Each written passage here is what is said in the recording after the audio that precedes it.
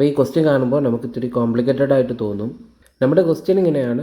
അപ്പോൾ ഈ ഒരു ഫിഗറിൽ എ സിയും ബി ഡിയും ഈക്വൽ ആണെങ്കിൽ quadrilateral A B D C എന്നുള്ളത് ഒരു സൈക്ലിക് ക്വാഡ്രിലാറ്ററലാണ്, അല്ലെങ്കിൽ ഒരു ചക്രീയ ചതുർഭുജമാണ് എന്നാണ് തെളിയിക്കേണ്ടത്. അപ്പോൾ ഈ ക്വസ്റ്റ്യൻ ഇത്തിരി ഡിഫിക്കൽട്ടി കൂടിയ ഒരു ക്വസ്റ്റ്യൻ ആണ്. ഈ ക്വസ്റ്റ്യൻ സോൾവ് ചെയ്യാൻ നമ്മൾ ഈ ചാപ്റ്ററിൽ പഠിക്കുന്നത് സൈക്ലിക് ക്വാഡ്രിലാറ്ററിൻ്റെ ഓപ്പോസിറ്റ് ആംഗിൾസ് കൂട്ടിയാൽ 180 ഡിഗ്രി കിട്ടും എന്ന് മാത്രമാണ്. ബാക്കിയുള്ളൊക്കെ മുൻ ക്ലാസ്സുകളിൽ നമ്മൾ പഠിച്ച കാര്യങ്ങൾ ജസ്റ്റ് കണക്ട് ചെയ്യുകയാണ്. ഒരു ക്വാഡ്രിലാറ്ററൽ, ഒരു ചതുർഭുജം സൈക്ലിക് ക്വാഡ്രിലാറ്ററൽ ആണെന്ന് തെളിയിക്കാൻ നമ്മൾ ചെയ്യേണ്ടത് ഇത്രമാണ്. അതിൻ്റെ ഓപ്പോസിറ്റ് ആംഗിൾസ് കൂട്ടിയാൽ 180 ഡിഗ്രി കിട്ടണം.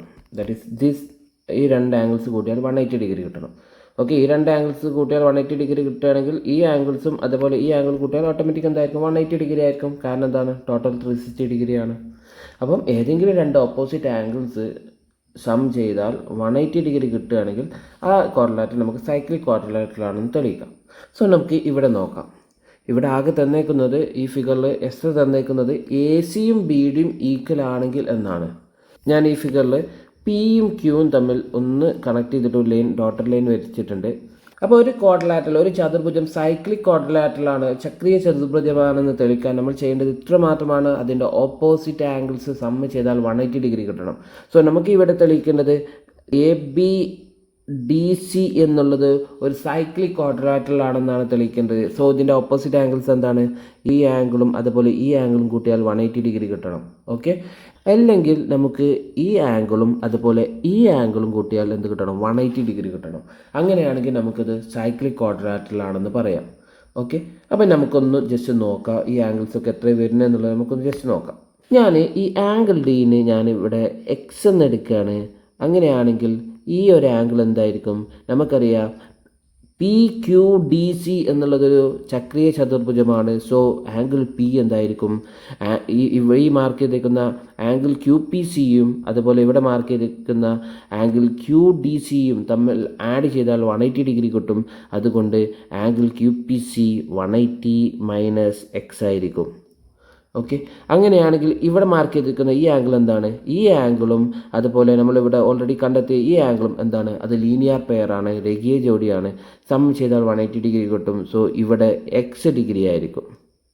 ഓക്കെ, ഇനി നമുക്ക് എ ബി ക്യു പി എന്നുള്ളതൊരു ചക്രീയ ചതുർഭുജമാണ്. അതുകൊണ്ട് ഈ ആംഗിൾ എന്തായിരിക്കും? ഈ ആംഗിളും അതുപോലെ ഈ ആംഗിളും കൂട്ടിയാൽ 180 ഡിഗ്രി കിട്ടും. സോ ഇതെന്തായിരിക്കും? 180 മൈനസ് എക്സ് ആയിരിക്കും. ഇനി നമുക്ക് ഇവിടുത്തെ ഈ ആംഗിൾ സീനെ നമുക്ക് വൈ എന്നെടുക്കാം. അങ്ങനെയാണെങ്കിൽ ഈ ആംഗിൾ പറഞ്ഞോളൂ എത്രയായിരിക്കും? 180 മൈനസ് വൈ ആയിരിക്കും. സിമിലർലി ഈ ആംഗിൾ എന്തായിരിക്കും? ഇതൊരു ലീനിയർ പെയറാണ്. സോ ഇതെന്തായിരിക്കും? വൈ ആയിരിക്കും. ഓക്കെ, അങ്ങനെയാണെങ്കിൽ ഈ ആംഗിൾ എന്തായിരിക്കും? ഈ ആംഗിൾ എന്താണ്? ഇവിടെ എ ബി ക്യു പി എന്നുള്ളതൊരു സൈക്ലിക് ക്വാഡ്രിലാറ്ററലാണ്. സോ ഇത് 180 മൈനസ് വൈ ആയിരിക്കും. ഇനി നമുക്ക് എ ബി ഡി സി എന്നുള്ള ക്വാഡ്രിലാറ്ററൽ നമ്മൾ ചെക്ക് ചെയ്ത് നോക്കാം. സോ ഇവിടെ നമുക്കറിയാം, ഇവിടെ ആംഗിൾ എ എന്നുള്ളത് നമുക്ക് കിട്ടിയിട്ടുണ്ട് 180 മൈനസ് വൈ ആണ്. And angle B 180 minus X ആണ്. അതുപോലെ ആംഗിൾ ഡി എക്സ് ആണ്. ആംഗിൾ സി വൈ ആണ്. ഓക്കെ, ഇനി നിങ്ങൾ ഇവിടെ ശ്രദ്ധിച്ച് നോക്കൂ. ഇവിടെ ആംഗിൾ ബിയും ആംഗിൾ ഡിയും ആഡ് ചെയ്താൽ എന്താ കിട്ടുന്നത്? 180 minus X plus X, that is 180. അതേപോലെ ആംഗിൾ ഏഴും അതേപോലെ ആംഗിൾ സിയും ആഡ് ചെയ്താൽ നമുക്കിവിടെ എന്ത് കിട്ടും? 180 minus y plus y, that is 180. So നമുക്കിവിടെ എന്ത് മനസ്സിലാക്കാൻ പറ്റും? ഈ ആംഗിളും അതേപോലെ ഈ ആംഗിളും കൂട്ടിയാൽ 180 ഡിഗ്രി കിട്ടും. അതേപോലെ ആംഗിൾ എയും ആംഗിൾ സിയും കൂട്ടിയാൽ നമുക്ക് 180 ഡിഗ്രി കിട്ടും. പക്ഷേ നമുക്ക് സൈക്ലിക് ക്വാഡ്രിലാറ്ററൽ ആണെന്ന് തെളിയിക്കണമെങ്കിൽ നമുക്ക് എന്താണ്? ഈ ആംഗിൾ എയും അതുപോലെ ആംഗിൾ സിയും കൂട്ടിയാൽ 180 ഡിഗ്രി കിട്ടണം. അല്ലെങ്കിൽ ആംഗിൾ ബിയും ആംഗിൾ സിയും കൂട്ടിയാൽ 180 ഡിഗ്രി കിട്ടണം. ഇനി നമുക്ക് കഴിഞ്ഞ ക്ലാസ്സുകളിൽ നമ്മൾ പഠിച്ചിട്ടുണ്ടാവും, രണ്ട് പാരലൽ ലൈനും രണ്ട് സമാന്തര രേഖകളും അതുപോലെ ഒരു ട്രാൻസ്വേഴ്സൽ ലൈൻസും കൂട്ടിമുട്ടുമ്പോൾ ഉണ്ടാകുന്ന ആംഗിൾസ്.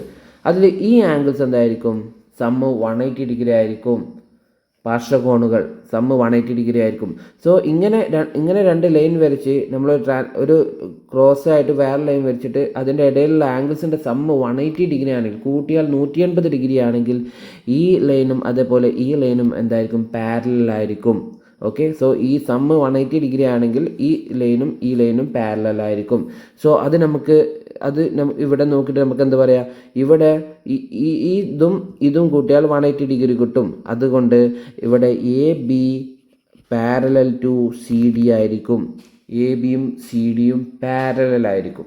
ഇനി നമുക്കിവിടെ തന്ന കണ്ടീഷൻ ഇവിടെ എ സിയും ബി ഡിയും ഈക്വലാണ് എന്നാണ് പറയുന്നത്.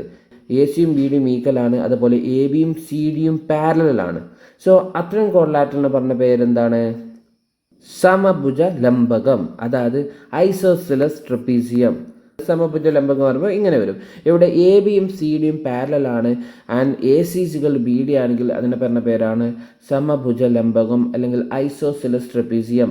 ഐസോസെലസ് ട്രപ്പീസിയത്തിൻ്റെ പ്രത്യേകത എന്താണ്?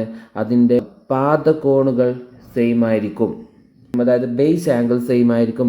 സോ ഈ ആംഗിളും സെയിം ആയിരിക്കും. അതേപോലെ തന്നെ ആംഗിൾ സിയും ആംഗിൾ ഡിയും സെയിം ആയിരിക്കും. ഓക്കെ.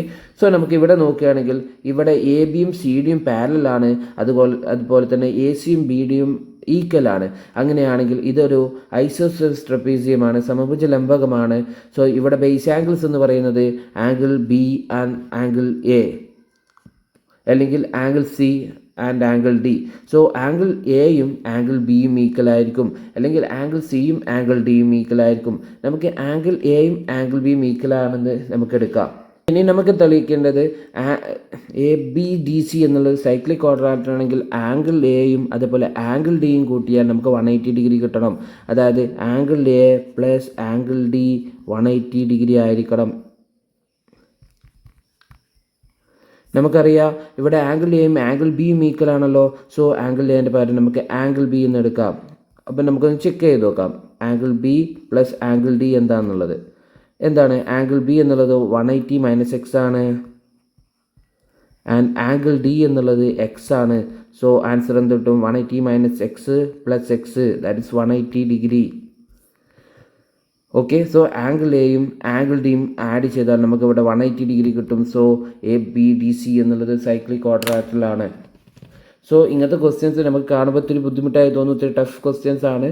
പക്ഷേ ഇവിടെ നമ്മൾ തെളിയിക്കണേ സൈക്ലിക് ക്വാഡ്രിലാറ്ററൽ ആണെന്ന് തെളിയിക്കണമെങ്കിൽ നമ്മൾ ചെയ്യേണ്ടത് ഓപ്പോസിറ്റ് ആംഗിൾസ് 180 ഡിഗ്രി ആയിരിക്കണമെന്നാണ്. സോ അതിന് നമുക്ക് മുമ്പ് ചെറിയ ക്ലാസ്സുകൾ പഠിച്ചിരിക്കുന്ന ചില കാര്യങ്ങൾ നമുക്ക് ഓർത്തെടുക്കേണ്ടതുണ്ട്. അതിലേതാണ് രേഖീയ ജോഡി, ലീനിയർ പാരലൽ റിലേഷൻ നമ്മളിവിടെ യൂസ് ചെയ്യുന്നുണ്ട്. അതുപോലെ ഐസോസെലസ് ട്രപ്പീസിയം, സമഭുജ ലംബകം, അതിൻ്റെ റിലേഷൻ നമ്മളിവിടെ യൂസ് ചെയ്യുന്നുണ്ട്. അത് വെച്ചിട്ടാണ് നമ്മൾ ഈ പ്രോബ്ലം സോൾവ് ചെയ്യുന്നത്.